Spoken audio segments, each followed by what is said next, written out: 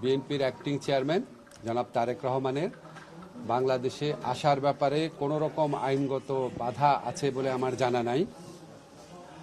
আর যদি কোনো বাধা থেকেও থাকে এটা অবশ্যই আমরা জানলে ওনাকে সর্বোচ্চ সহযোগিতা করব। ওনার নিরাপত্তার ব্যাপারে আমরা সর্বোচ্চ সহযোগিতা করব।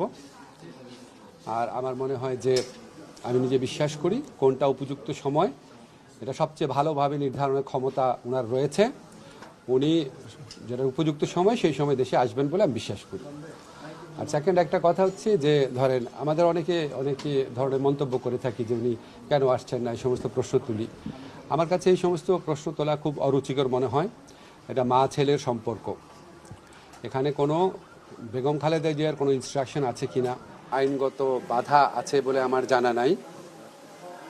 আর যদি কোনো বাধা থেকেও থাকে এটা অবশ্যই আমরা জানলে ওনাকে সর্বোচ্চ সহযোগিতা করব। ওনার নিরাপত্তার ব্যাপারে আমরা সর্বোচ্চ সহযোগিতা করব। আর আমার মনে হয় যে আমি নিজে বিশ্বাস করি কোনটা উপযুক্ত সময় এটা সবচেয়ে ভালোভাবে নির্ধারণের ক্ষমতা ওনার রয়েছে।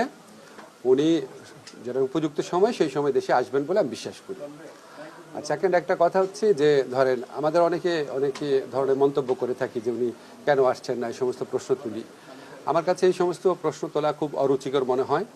এটা মা ছেলের সম্পর্ক, এখানে কোনো বেগম খালেদা জিয়ার কোনো ইনস্ট্রাকশন আছে কিনা বা এখানে ব্যক্তিগতভাবে তারেক রহমানের কোনো রকম চিন্তা আছে কিনা সেটা তো প্রিজাজ করার বা সেটার ব্যাপারে কমেন্ট করার আমার কাছে রুচিকর মনে হয় না।